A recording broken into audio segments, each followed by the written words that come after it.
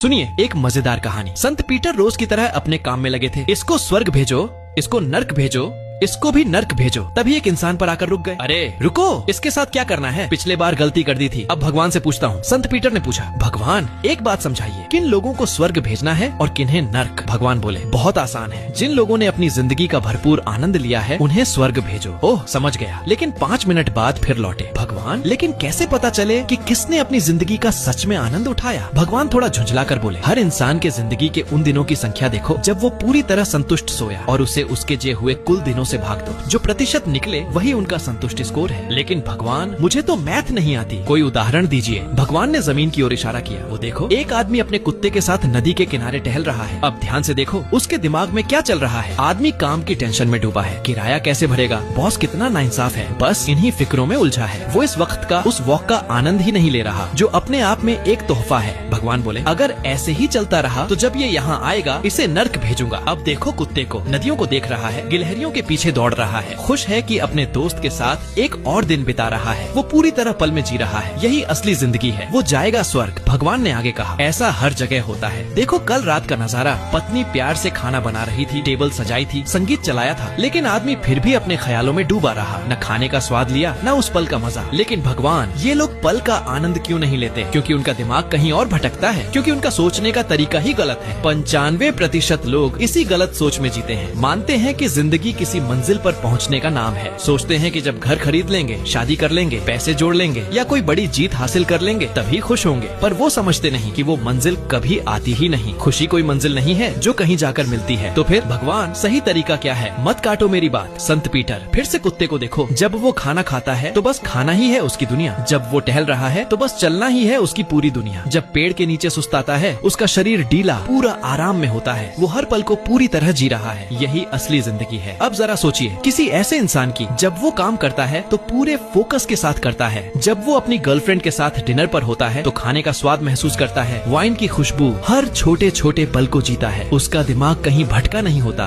बस उसी पल में होता है। यही है एक अमीर भरी पूरी जिंदगी। संत पीटर मुस्कुराए, सिर हिलाया और फिर अपने काम पर लौटे। इसको नर्क, इसको नर्क, इसको भी नर्क।